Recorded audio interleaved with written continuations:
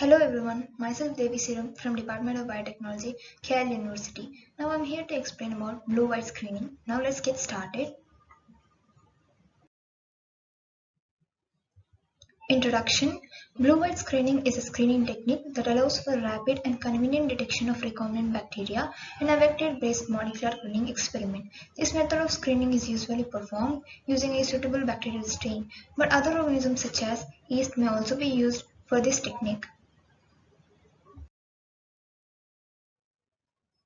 Protocols for blue-white screening. The complete protocol of blue-white screening includes three major steps. They are ligation, transformation, and screening. Ligation. Ligation of foreign DNA into the multiple cloning sites of plasmid vector. Transformation. Introduction of plasmid vector with the foreign DNA inserted into a competent E. coli cell or other bacterial strains. And then screening. Blue-white screening to identify recombinant bacterial colonies.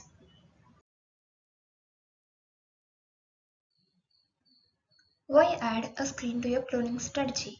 A screen will help you more easily to identify a successful clone, so you have to weed through a fewer colonies after your experiment. As a common example, a selection will leave you with the colonies that contain your plasmid backbone, as it often relies on antibiotic resistance. But what about identifying clones that contain your desired insert? This is where the screening comes into the picture.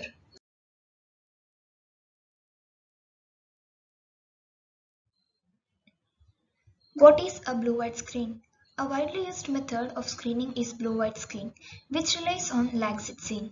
Lacsid encodes the enzyme beta-galactosidase, which can hydrolyze lactose.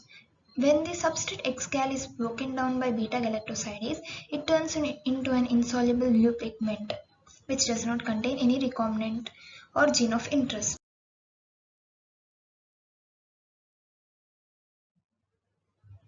This is the experimental procedure for blue-white screening. Blue-white screening contains namely three steps: ligation, transformation, and screening. When the gene of interest is inserted into the vector, it is called a recombinant, and when the recombinant is transferred into a competent host cell such as E. coli, and then when it is cultured along with X-gal and IPTG, they will produce two colonies which are blue and white.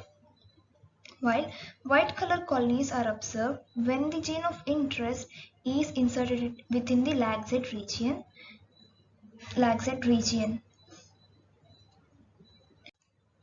which will produce the recombinant gene or gene of interest is expressed. Now we can easily culture the required cells which are recombinant. Blue color colonies are observed within two cases. First, the gene of interest is inserted outside of Lacsid region. There will be no recombinant genes present when the cells are cultured. Second case, when the gene of interest is not inserted properly into the plasmid vector. So they produce blue colonies which do not contain gene of interest. And by this method we can screen out the cells which contain a recombinant genes. Summary. Some bacterial strains contain Lacsid in their genome, and scientists have found that when a portion of gene is deleted, it creates a non-functional beta-galactosidase, complementing to mutation by expressing this deleted portion. For example, on a plasmid, creates a functional beta-galactosidase. Blue-white screen relies on a vector where the gene of interest is inserted into the middle of Lacsid region, thus disturbing beta-galactosidase activity.